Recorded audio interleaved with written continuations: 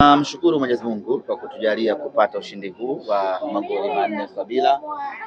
Hata sisi wenyewe hatukutegemea aina ya ushindi huu ambao tumeupata. Tulikuwa na pressure kubwa, tulikuwa na hofu kubwa kwenye mchezo huu kutokana na ubora wa mpinzani wetu TRA, na hilo tuliliweka wazi tangu mwanzo ya kwamba tunakwenda kukutana na mpinzani mgumu kweli kweli. Tuliamini tungeshinda kutokana na ubora wa timu yetu, lakini hatukutarajia ushindi mnono namna hii na utawala mkubwa wa dakika 90. TRA hii leo tuliweza kuwakamata vizuri.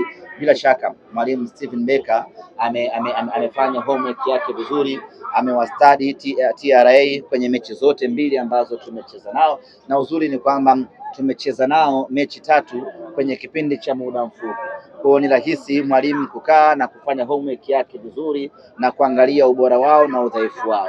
Kwa hiyo kwenye meza ya kiufundi Steven Becker ameshinda pakubwa, kwa sababu alifahamu udhaifu wa TRA uko wapi, alifahamu ubora wa TRA uko wapi na silaha ya TRA ni nini, akaweza kudhibiti na hatimaye tukaweza kuwa outshine na tukamfunga magoli 4. Sisi kwetu ni fahari kubwa, ni faraja kubwa. Ndiyo robo finali ambayo imezalisha magoli mengi kweli kweli, na ndio robo finali ambayo ilikuwa haitabiriki, lakini mwisho wa siku tumepata ushindi wa magoli 4. Hongera kwa benchi la ufundi, hongera kwa mashabiki wetu, na hongera kubwa kwa wachezaji wa Simba Sports Club. Tunakoelekea ni nusu finali. Coastal Union na wenyewe sio timu mbaya sana, na kama sikosei wana uzoefu mkubwa na kombe hili, wameshacheza mpaka finali. Kwa hiyo wanajua kitu gani cha kufanya, hasa zinapokuja mechi za knockout. Nusu finali na yenyewe itakuwa ni ngumu, lakini muda wake utafika. Tutajipanga kwa muda wake, tutajiandaa, lakini niseme tu kwamba itakuwa ni nusu finali bora na nzuri kweli kweli. Ni mambo ya rotation tu. Mwalimu anapanga nani aingie, nani acheze, nani asubiri.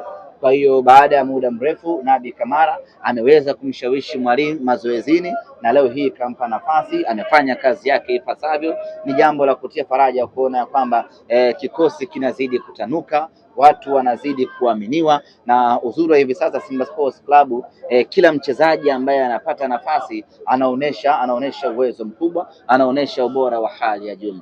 Nafasi haijamilikiwa na mchezaji fulani, kila nafasi ina option yake. Kwa mchezaji akipewa nafasi anaonesha ubora mkubwa, kwa sababu hana uhakika mechi inayokuja kama atapata nafasi, na hiyo kwetu inatupa faida kubwa ya kuwa na kikosi kipana na ushindani ndani ya kikosi. Namna gani?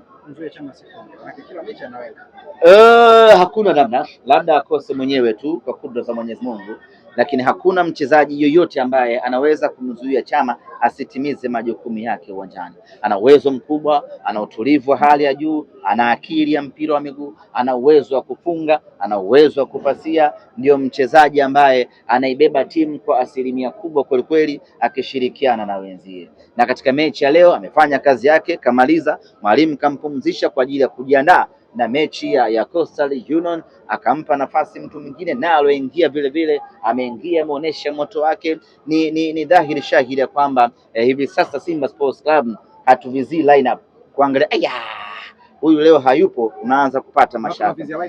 Hii ni mechi ya 3 kama sikosei.